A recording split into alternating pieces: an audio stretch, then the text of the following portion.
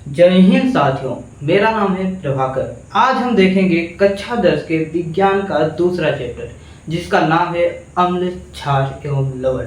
तो इस चैप्टर का यह चौथा लेक्चर है। आइए आज हम पढ़ते हैं पीएच के बारे में। तो जान लीजिए आप पीएच क्या होता है। भैया पीएच वह होता है जो किसी भी सॉल्यूशन का हिंदी होता है विलयन, किसी भी विलयन में विलयन अम्लीय है या क्षारीय है उसके बारे में बताता है।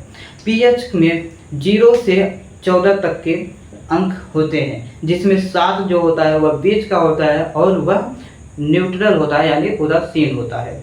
और 7 से पहले जो होते हैं वह अम्ल को दर्शाते हैं और 7 के बाद जो होते हैं वह क्षार को दर्शाते हैं। तो चलिए हम पीएच की परिभाषा को लिख लेते हैं। यहाँ पर लिखिए आप पीएच स्केल।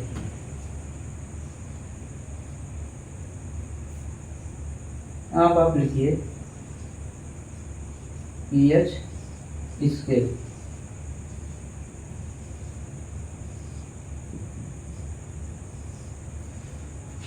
सबसे पहले हम लिखेंगे यह एक मानक है।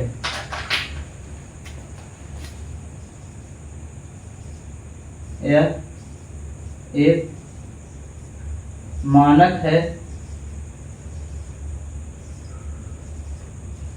आप भी हमारे साथ जल्दी जल्दी लिखते चलिएगा। मानक है जो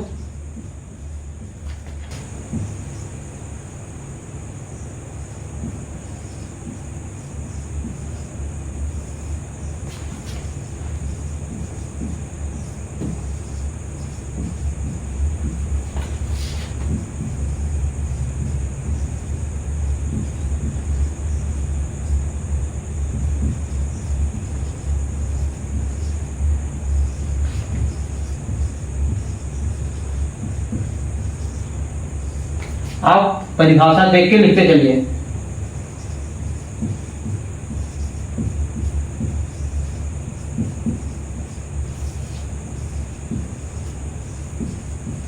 तो देखिए दोस्तों, यहाँ पर मैंने जो लिखा है यह एक मानक है जो प्रदर्शित करता है कि कोई विलयन अम्लीय है या क्षारीय है। तो आप लोग पूछेंगे भैया यह जो है विलयन को ही बताता है क्या, किसी ठोस को नहीं बता सकता कि वह अम्लीय है या फिर क्षारीय है? तो नहीं, क्योंकि पीएच जो होता है वह काम करता है H प्लस आयन और OH माइनस आयन को माप कर। ठीक है, क्या होता है जब पीएच को किसी विलयन में डालते हैं तो उसमें से अगर H प्लस आयन की मात्रा ज़्यादा रहती है तो पीएच पे वह 7 से कम आता है, और OH माइनस आयन की मात्रा अगर ज़्यादा रहती है तो वह 7 से ज़्यादा आता है। तो उसी आधार पे पता किया जाता है कि जो विलयन है वह क्षारीय है या फिर अम्लीय है। उम्मीद करता हूँ आपको बहुत ही अच्छे तरीके से पीएच समझ में आ गया होगा। यहाँ पर आप पीएच स्केल एक ऐसे देख लीजिए, जैसे मान लीजिए यह पीएच स्केल है, बीच में यहाँ पे 7 है और यहाँ 0 से स्टार्ट हुआ है 1 2 3 4 5 और 6, और फिर इसके बाद 8 9 10 11 12 और 13 के बाद ये 14, ये 14 तक होता है। ठीक है,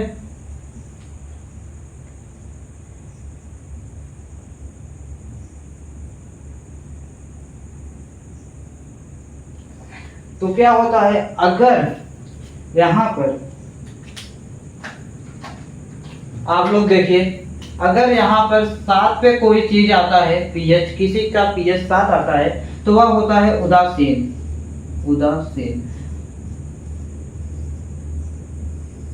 उदासीन कौन से होते हैं? उदासीन लवण होते हैं, जल उदासीन होता है, इन सब का पीएच मान जो होता है 7 होता है।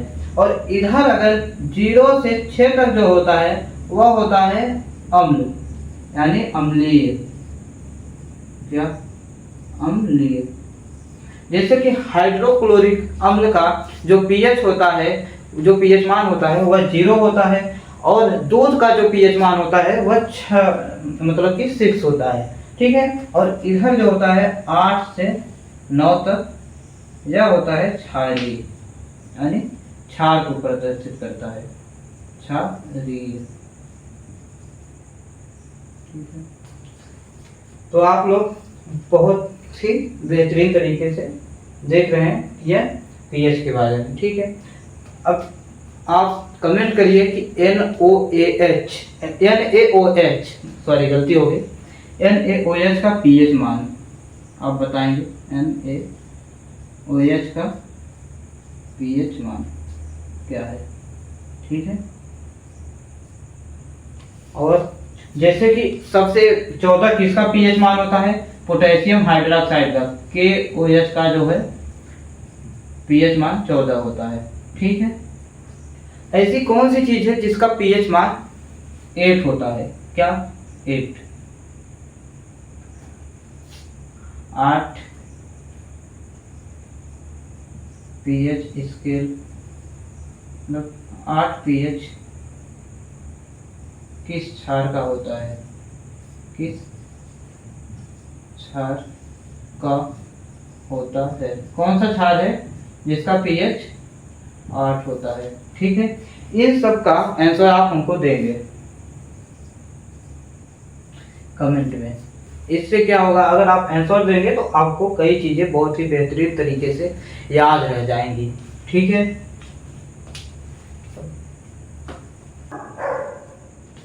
तो दोस्तों अब हम देखते हैं पीएच का समरी, कैसे एक एक लाइन में देख लीजिए यहाँ पे। जैसे पीएच अगर 7 से ज़्यादा है, पीएच अगर 7 से ज़्यादा है, इसका मतलब है पीएच ज़्यादा है 7 से, तो क्या होगा, ठीक है। पीएच अगर 7 से कम है तो क्या होगा, पीएच अगर 7 के बराबर है तो क्या होगा। तो यहाँ पर देखिए पीएच अगर 7 से ज्यादा है तो यह होगा क्षारीय, क्या होगा, क्षारीय। और पीएच 7 से कम है तो क्या होगा, अम्लीय। हमने आपको ये बताया, पीएच स्केल बना के दिखाया, अम्लीय। पीएच 7 के बराबर है तो क्या होगा, उदासीन।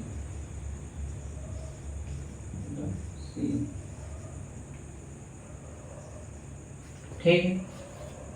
लेकिन आप ये देखिए कि प्रबल अम्ल क्या होते हैं। प्रबल अम्ल जैसे 0 से 6 तक जो होता है, 0 से 6 तक अम्लीय, 8 से 14 तक क्या होता है, अम्लीय, और 7 क्या होता है, उदासीन। ये पीएच स्केल पर मैंने आपको बताया। लेकिन कोई किसी ने अगर पूछा कि भैया जो है जैसे कि दूध का पीएच जो होता है वह 6 होता है, तो क्या यह प्रबल अम्ल है या फिर दुर्बल अम्ल है। अम्ल तो है, आपने यहाँ पर देख लिया 6 तक है तो अम्ल तो है, लेकिन प्रबल अम्ल है या फिर दुर्बल अम्ल है, इसको कैसे पता करेंगे। देखिए क्या होता है, जब भी यह जितना कम नंबर होता है अम्ल के, मतलब कि अम्ल में, जैसे हम देखते हैं 0 से 6 तक क्या होता है, अम्ल होता है। और जब भी क्या होता है, जितना कम नंबर होता है उतना वह ही जाता हुआ प्रबल अम्ल होता है। नहीं समझ में आया, आइए देखिए, सिंपल देखिए, यहाँ पर लिखिए प्रबल अम्ल। तो यहाँ पर आप देखेंगे प्रबल अम्ल क्या है, HCl। इसका पीएच क्या होता है, HCl का पीएच बराबर 0। तो प्रबल अम्ल HCl का पीएच 0। यहीं पर दुर्बल अम्ल, क्या दुर्बल अम्ल, यानी जैसे दूध, क्या दूध का पीएच, आप लोगों ने दूध पिया होगा, अगर वो बहुत ज़्यादा खट्टा होता, बहुत ही ज्वलन, मतलब कि जैसे कि HCl किसी के ऊपर जल अगर गिर जाए तो उसे जला देगा, ऐसा होता है दूध भी, तो क्या आप उसे पी पाते, बिल्कुल नहीं। यह क्या होता है, दूध का पीएच क्या होता है 6, तो यह क्या होता है, दुर्बल अम्ल होता है। तो आप इससे समझिए कि जितना ही कम संख्या रहेगी पीएच उतना ही प्रबल होगा, उतना ही अम्ल प्रबल होगा, और जितना ही ज़्यादा संख्या होगी मतलब कि अम्ल उतना ही दुर्बल होगा। ऐसे ही क्षार में भी होता है। लेकिन क्षार में जस्ट इसका उल्टा होता है। क्षार में क्या होता है? क्षार में जस्ट इसका उल्टा होता है। क्षार में अगर 8 से ज़्यादा, 8 से जितना ज़्यादा मतलब कि संख्या होगी प्रबल क्षार होगा, और जितना ही 14 से कम संख्याएं होंगी वह दुर्बल क्षार में होंगी। आइए इसको भी देख लीजिए। जस्ट इसका उल्टा होता है, यानी कि क्या, यहाँ पर लिख लीजिए पहले प्रबल क्षार, और यहाँ पर लिखिए आप दुर्बल क्षार। तो क्या होता है? होता यह है कि प्रबल क्षार जैसे पोटेशियम हाइड्रोक्साइड KOH का pH जो होता है यह 14 होता है। मतलब जितनी ही बड़ी संख्या pH के स्केल पर आएगी क्षारीय माध्यम में, उतना ही प्रबल क्षार होगा, और जितनी ही कम संख्या क्षारीय माध्यम में pH के स्केल पर आएगी उतना ही मतलब कि वह दुर्बल क्षार होगा। ठीक है। दुर्बल क्षार क्या होता है? बेकिंग सोडा, जो कि जिसका 9 होता है। क्या, यहाँ पर लिखिए आप बेकिंग सोडा का pH कितना होता है? 9 होता है, यानी कि दुर्बल क्षार हुआ। देखिए संख्या कम है इसमें pH के, क्षारीय माध्यम में जितनी संख्याएं कम होती है वह क्या होता है? दुर्बल क्षार होता है। जितनी संख्याएं बड़ी होती हैं वह क्या होता है? प्रबल क्षार होता है। अम्लीय माध्यम में जितनी संख्याएं छोटी होती है प्रबल अम्ल होता है, जितनी ही संख्याएं बड़ी होती हैं दुर्बल अम्ल होता है। और क्या होता है? बीच का जो होता है 7 जो होता है, बीच का 7 यानी यह क्या होता है? उदासीन होता है, न्यूट्रल होता है। ठीक है। यह ना तो प्रबल होता है, ना तो अम्ल होता है, ना तो क्षार होता है, यह न्यूट्रल होता है। प्रबल और दुर्बल का इसमें कोई बात ही नहीं है। ठीक है। आपको अगर यह समझ में आ गया है तो थम्स अप कर दीजिए। तो दोस्तों अभी हमने देखा pH। अब हम देखेंगे कि pH हमारे दैनिक जीवन में कितना महत्व रखता है। क्या है? जब किसी मानव का pH मान क्या होता है? 7 से 7.8 होता है। जब भी इस pH मान से अगर कम हुआ या फिर ज़्यादा हुआ तो जीवन का संभव बहुत ही मुश्किल हो जाता है, मतलब जीवन असंभव हो जाता है। कैसे? अगर ज़्यादा हुआ, ज़्यादा क्षारीय माध्यम हो गया शरीर में तो भी जीवन मतलब कि जिंदा रहना मुश्किल हो जाएगा। अगर कम हो गया, अम्लीय माध्यम हो गया शरीर में तो भी जिंदा रहना मुश्किल हो जाएगा। आइए हम देखते हैं pH का दैनिक जीवन में महत्व। यहाँ पर लिखिए दैनिक जीवन में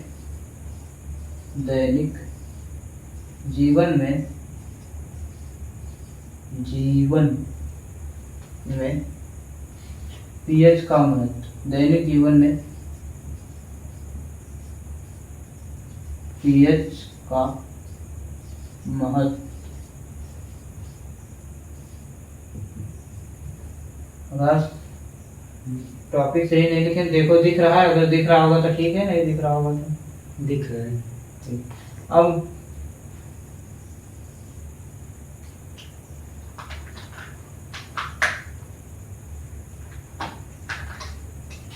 मानव शरीर को देख लीजिए। क्या? मानव शरीर का जो pH मान होता है, मानव शरीर pH कितना होता है? 7 से 7.8। यहाँ लिख लीजिए। इससे कम ज्यादा, इससे कम या ज्यादा होने पर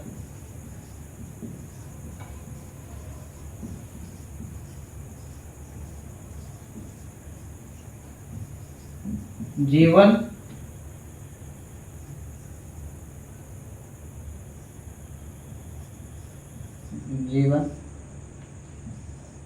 असंभव। ठीक है।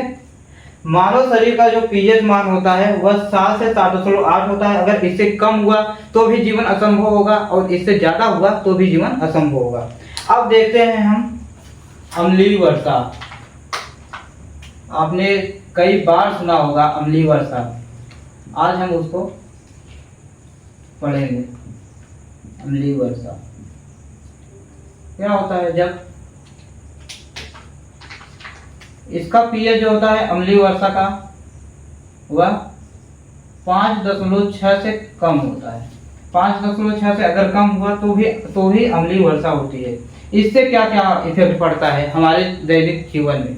इससे नदियों व तालाबों का क्या, नदियों व तालाबों का जल अम्लीय हो जाता है।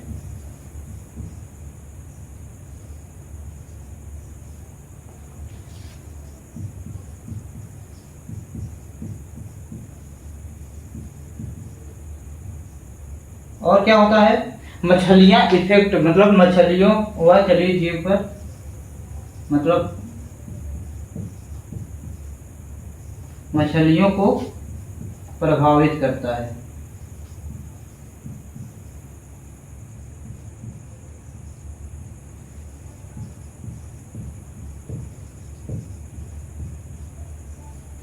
इसके बारे में आप समझ लीजिए। अम्लीय वर्षा, अक्सर वर्षा जल जो होता है वह सामान्य होता है, लेकिन शुरुआत में जो वर्षा का जल होता है वह अम्लीय होता है। इसलिए आपके घर में जो बड़े लोग हैं वह जब बारिश का पानी शुरू में गिरना शुरू होता है तो उसमें भीगने के लिए मना करते हैं।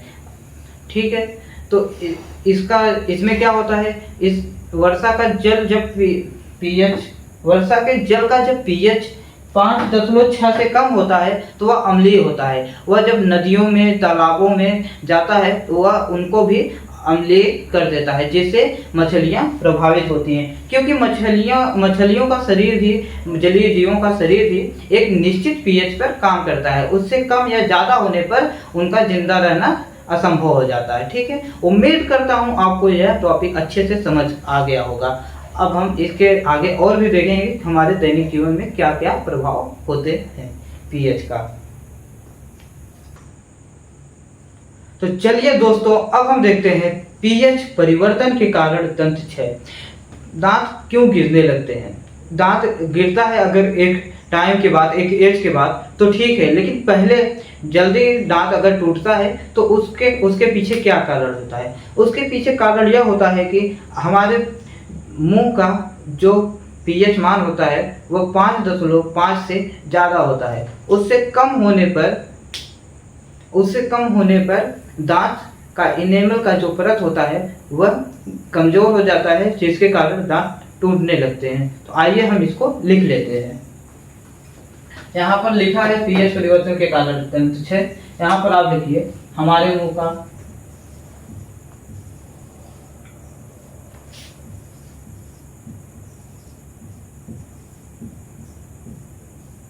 पीएच 5.5 से कम होने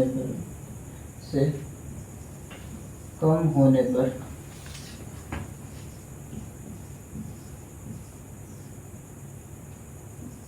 दंत क्षय, यानी दांत टूटने लगते हैं, दंत क्षय होने लगता है।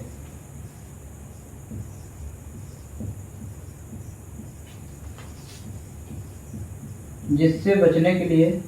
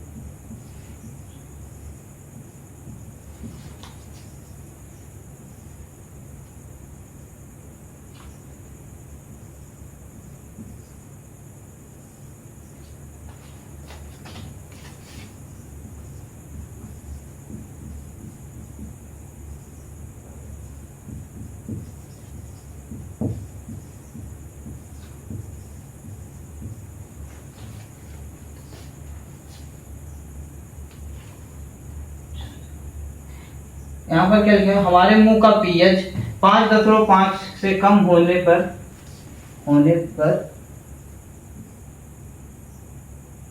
बीच में लिख लीजिए, होने पर दंत क्षय होने लगता है, जिससे बचने के लिए हम रोज दांत की सफाई करते हैं तथा क्षारीय व नमकीन पदार्थों का प्रयोग करते हैं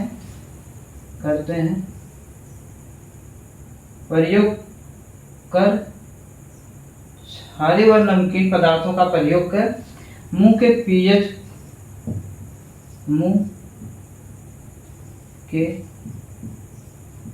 पीएच को 5.5 से ज्यादा रखते हैं, क्योंकि इससे कम होने पर दंत का क्षय शुरू हो जाता है। ज्यादा रखते,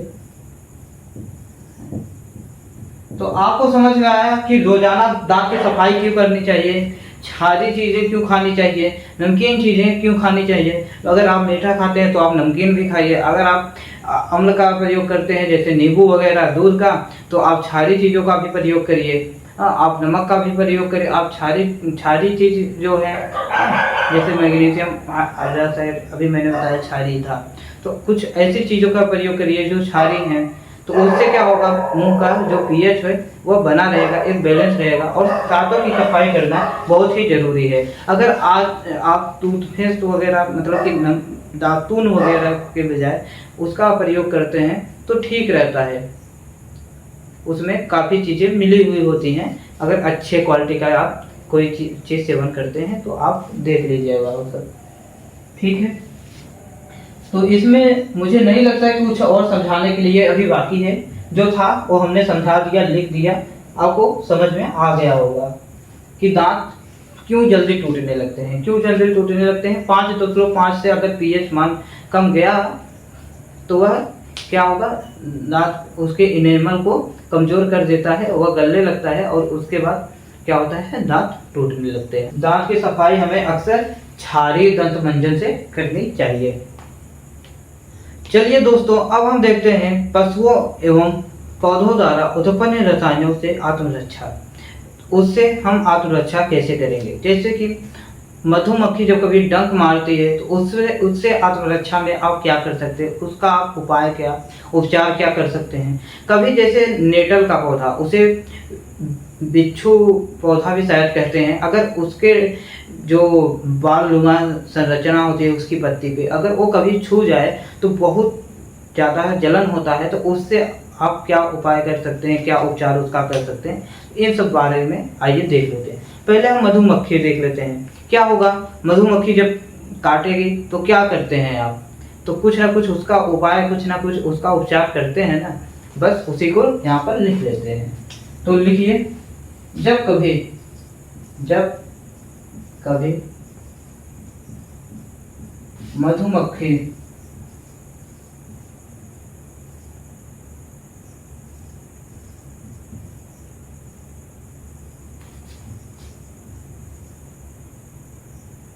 डंक मारती है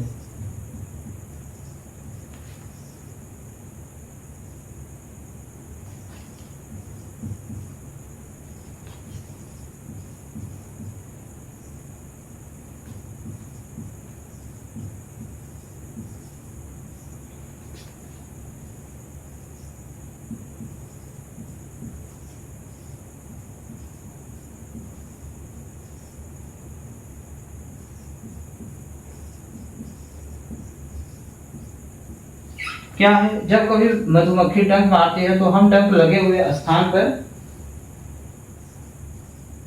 बेकिंग सोडा लगाते हैं।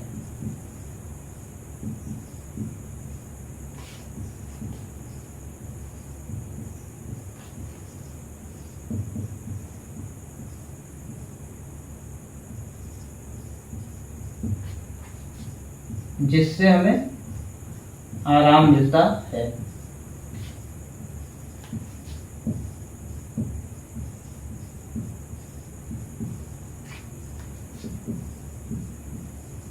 एकदम सिंपल है। क्या है, पशुओं एवं पौधों द्वारा, पशु क्या, मधुमक्खी क्या होगी, बस हो गई। जब ये इसने डंक मारा तो डंक मारे हुए स्थान पे हम बेकिंग सोडा लगाते हैं, वो क्या हुआ, वह जहाँ जलन हो रहा था, दर्द हो रहा था, उस चीज को खत्म कर दिया, उसका उपचार हो गया। बस यही है और ज्यादा कुछ है नहीं। ठीक है, इसके बाद हम देखते हैं पौधे। पौधे में क्या आता है, नेटल का पौधा आता है। पौधे में भी लिख लीजिए, चाहे दूसरा पॉइंट बना के लिख लीजिए, चाहे लिख लीजिए पौधों द्वारा उत्पन्न रासायनिक आत्मरक्षा। यहाँ पर ऐसे हम लिखा दे रहे हैं, लिख लीजिए। जब नेटल के क्या, नेटल के बाल नुमा संरचना वाले, बाल नुमा संरचना वाले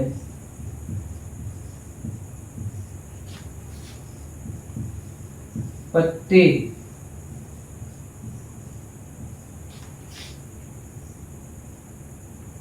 छू जाए तो, छू जाए तो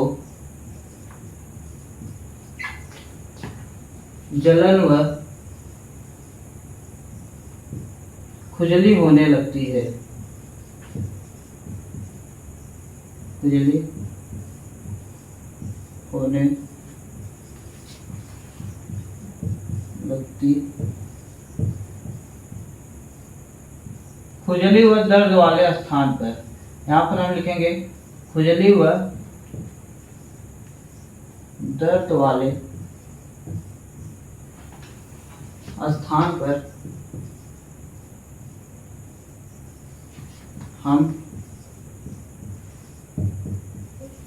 डाक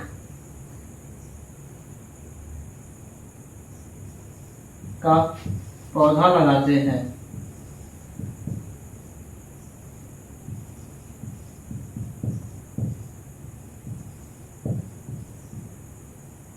जिससे हमें आराम मिलता है।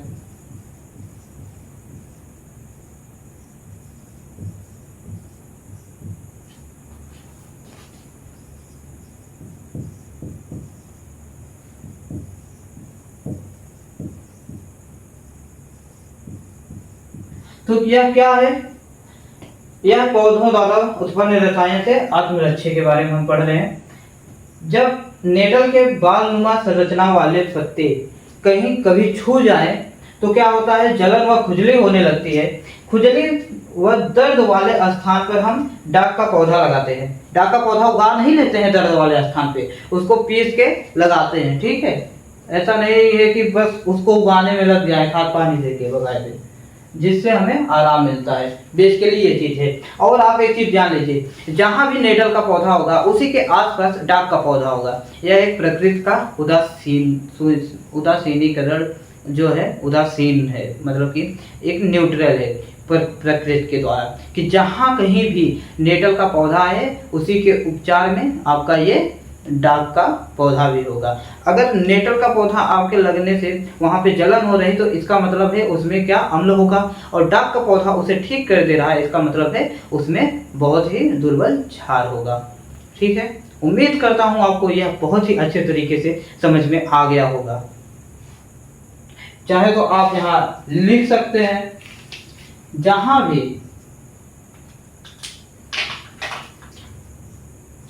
लिखिए, आपको दिख रहा होगा सर, जहां भी नेटल का पौधा होगा, नेटल का पौधा होगा,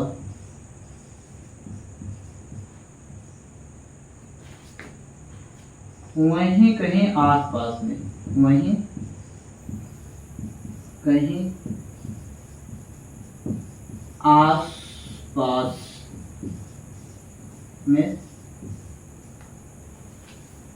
डाक का पौधा भी होगा, डाक का पौधा भी होगा, जो कि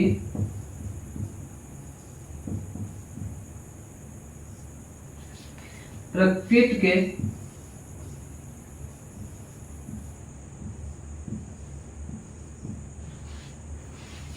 उदासीन को दर्शाता है।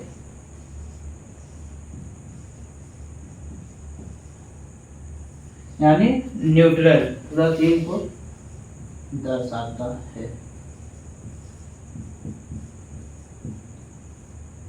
प्रकृति क्या करती है? उदासीन, मतलब कि बैलेंस बना के चलती है। अम्ल व क्षारता प्रकृति के उदासीन को दर्शाता है।